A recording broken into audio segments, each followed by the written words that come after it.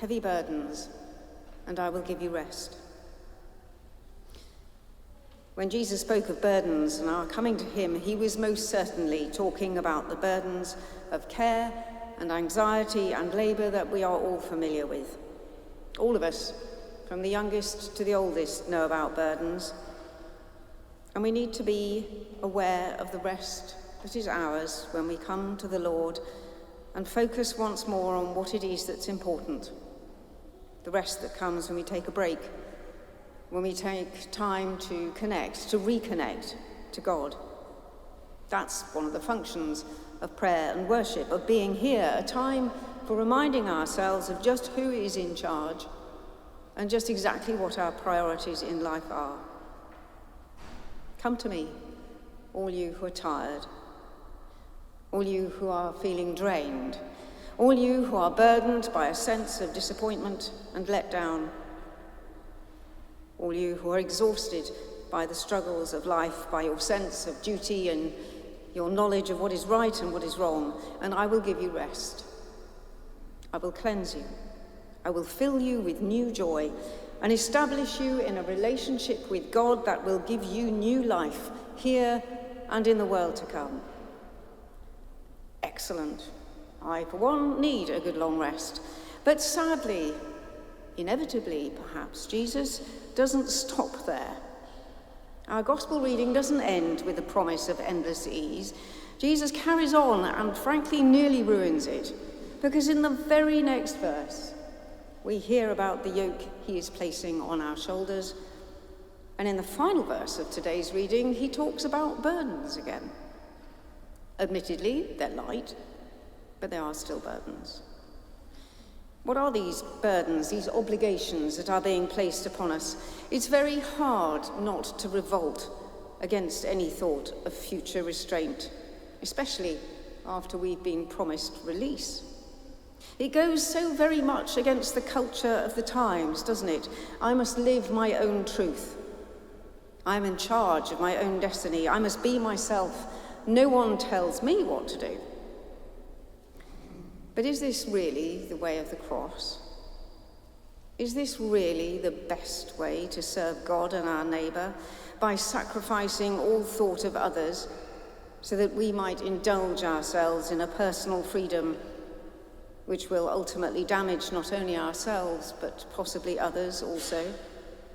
Does our freedom for material consumption truly come without cost to our neighbour? Do our self-indulgent actions not have repercussions, both for ourselves and those with whom we live? In Christianity, freedom and restraint are not opposites. Rather, the tradition has always been that we become free precisely through restraint, through discipline.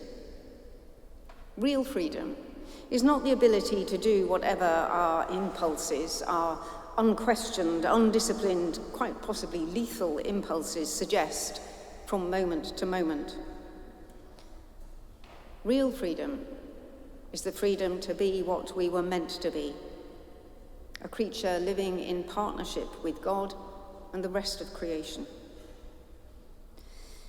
Before I was a parish priest, I was a social historian. So from my extensive and, to be honest, in my current role, rather redundant knowledge of ancient agricultural implements, let me tell you a little bit about yokes. That way you might truly understand the nature of Jesus' metaphor. My yoke is easy and my burden is light. For a start, he's not talking about the small wooden plank-like things which you put over your shoulders in order to carry buckets more easily, such as you might have seen in 18th century milk cellars or on the set of Oliver the Musical. He's talking about the large wooden yokes, the ones that would go over the shoulders of a pair of oxen so they could pull the plough or the harrow for the heavy work in the fields. In the days of Jesus, these yokes were made of wood. 2 oxen would be selected, a young ox just starting farm work, and an older, more experienced one. They would go to the carpenter's shop and be measured. The yoke would be roughed out, then remeasured and carefully adjusted. Each yoke was tailor-made to fit each pair of oxen. Once out in the field, the young ox and his more experienced partner would begin work.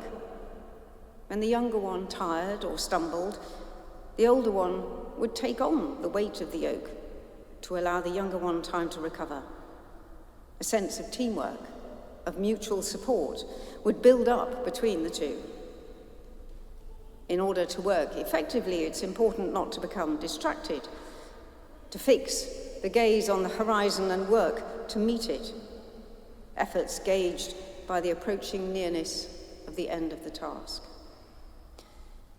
This is the yoke that Jesus has designed for each one of us, so that he can partner us in our ventures, helping us out when we get weary, steering us straight when we begin to meander off course, encouraging us to keep our eyes on the horizon, on the promise of eternity, journeying with us so that we are never alone.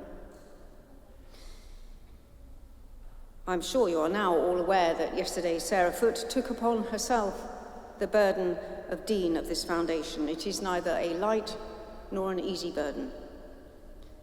But I've sat beside Sarah almost every morning for nearly a year as we say morning prayer together here in this cathedral.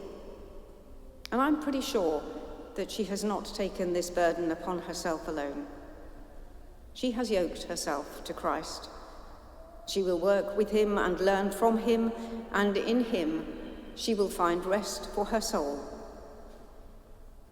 And when she looks back on the work she's completed, the furrows she has ploughed, I am confident that she, like all of us who take up the partnership of Christian discipleship, will see the fruit of the Spirit springing up from the ground. Amen.